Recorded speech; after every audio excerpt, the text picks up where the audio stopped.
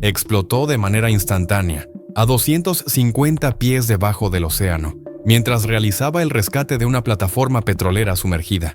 Un exmarine estadounidense convertido en buzo profesional sufrió uno de los accidentes submarinos más violentos que se puedan imaginar. Lo que inició como una misión rutinaria de salvamento comercial terminó en una verdadera pesadilla. El 2 de julio de 2010, en el Golfo de México, frente a la costa de Luisiana, Chris Holyfield fue contratado por Veolia Environmental Services, una firma contratada por una importante compañía petrolera, para rescatar plataformas marinas dañadas que reposaban en el lecho marino. En esta operación en particular, se le encomendó perforar orificios de acceso en la estructura de una plataforma hundida, con el fin de que la petrolera pudiera pasar enormes eslingas a través de ellos y levantar la estructura derribada. Para alcanzar los restos, descendió a una profundidad de 250 pies usando una campana de buceo presurizada. Sin embargo, aunque era un ex-marine con amplia experiencia en buceo comercial, nada podía preparar a Chris para lo que estaba a punto de suceder. Su inmersión de rutina pronto se convertiría en un auténtico infierno. Casi 50 plataformas marinas fueron destruidas 5 años antes, cuando el huracán Katrina arrasó la región, provocando daños por miles de millones de dólares a las empresas petroleras. Para agravar la situación, solo unos meses antes de esta operación, el incidente de Deepwater Horizon, también en el Golfo, desató el mayor derrame de petróleo en la historia del océano. Esto llevó a la administración Obama a intensificar las presiones sobre las compañías para retirar cualquier plataforma dañada o inactiva. En los 30 días previos a la explosión, el contratista de buceo había realizado varias perforaciones submarinas en toda la estructura hundida, usando antorchas Oxiarco Broco 22. Estas antorchas emplean una varilla metálica consumible y oxígeno a alta presión para generar una reacción exotérmica lo suficientemente potente como para cortar el metal bajo el agua. Desafortunadamente, mientras un buzo trabaja, estas antorchas liberan burbujas de gases residuales que suben y pueden quedar atrapadas debajo de la estructura. Debido a este riesgo y a la posibilidad de una explosión submarina, el plan original del proyecto establecía que los orificios de acceso debían cortarse en lugar de quemarse, utilizando una fresadora más segura. Esta decisión se tomó tras las explosiones previas ocurridas 22 y 40 meses antes. Sin embargo, por motivos que nunca fueron esclarecidos, la dirección posteriormente aprobó el uso de antorchas, a pesar de su peligrosidad, con la condición estricta de que los supervisores en sitio realizarán una inspección exhaustiva en busca de gases atrapados, una revisión que pronto demostraría su gran importancia. La mayoría de los protocolos de seguridad solo existen porque alguien pagó un precio muy alto. Con el tiempo, la estructura hundida de la plataforma se había inclinado unos 20 a 30 grados. Quizá, debido a esto, la secuencia de quemas comenzó primero en la parte superior de la estructura y se desplazó hacia abajo, en forma de U, atravesándola y luego regresando hacia arriba. Esto contradecía el procedimiento estándar, que normalmente recomienda finalizar las quemas en la parte inferior para que los gases residuales del soplete suban de manera segura lejos del área de trabajo, quemando cada vez más abajo para evitar la acumulación de gases peligrosos. Debido a la progresión de las quemas anteriores, los gases se habían acumulado en la parte superior de la plataforma, justo en la dirección hacia la cual se dirigía Chris, sin ser consciente del peligro. Él estaba a solo una inmersión de volver a casa, tras pasar un mes en saturación. Para soportar la presión extrema a esas profundidades, el cuerpo de un buzo debe primero adaptarse a ese entorno hostil mediante un proceso conocido como saturación. Este método implica vivir en una cámara presurizada, muchas veces durante semanas sin luz solar ni aire fresco, respirando una mezcla especializada de helio y oxígeno, llamada Heliox, ajustada según la profundidad de la inmersión.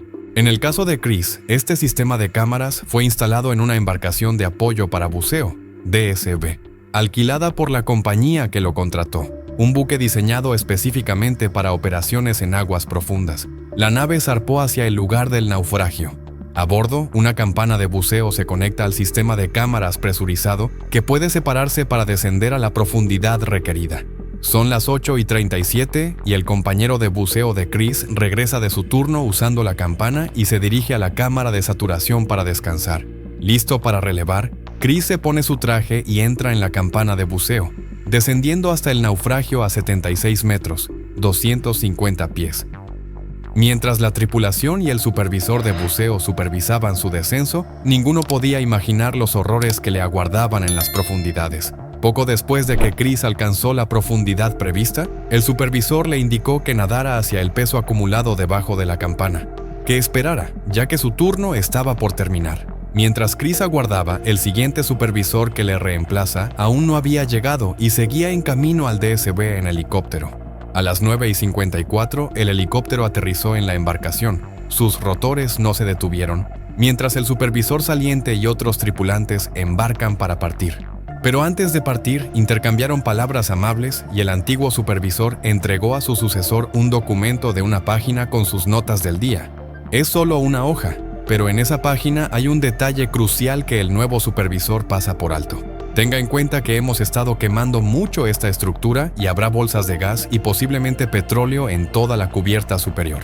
A las 10:15, el nuevo supervisor llega a la estación de control y asume la dirección de las operaciones. Le da autorización a Chris para comenzar a trabajar, enviándolo hacia el extremo superior de la plataforma. Aún sin percibir el peligro, Chris nada hasta su posición con su antorcha Broco 22. Solo transcurrieron unos 20 minutos desde el aterrizaje del helicóptero en el DSV hasta que Chris estuvo listo para realizar el corte. Y una cosa estaba clara, no había pasado ni de lejos el tiempo suficiente para realizar todas las verificaciones previas y una inspección de seguridad adecuada.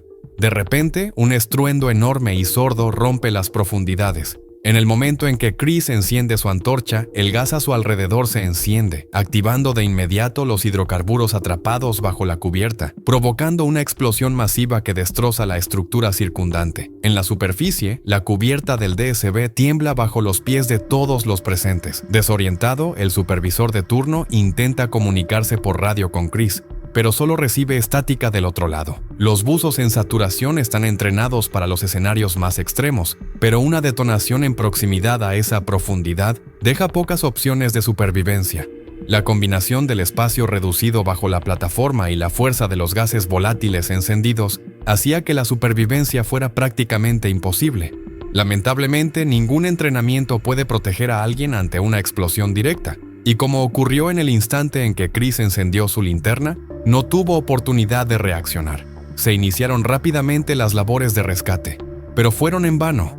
Veolia Environmental Services, responsable de supervisar la operación de salvamento y proteger a los buzos, actuó con imprudencia y no siguió los protocolos de seguridad establecidos específicamente para prevenir este tipo de accidentes. La esposa de Chris, que en ese momento estaba embarazada de 7 meses, presentó una demanda contra Veolia por negligencia, con la representación del bufete de Lees y Hall, especializado en defender abusos en tribunales. La firma argumentó que tanto los supervisores internos como externos eran responsables. La inmersión fue mal gestionada. Se omitieron controles de seguridad críticos y el supervisor que reemplaza no recibió la información adecuada. Además, la dirección había autorizado el uso de soplete en lugar del método de fresado, más seguro, a pesar de las 2 explosiones recientes, casi fatales, ocurridas en trabajos de buceo similares. La compañía se había comprometido previamente a implementar protocolos de seguridad más rigurosos debido a estos incidentes, pero no los cumplió.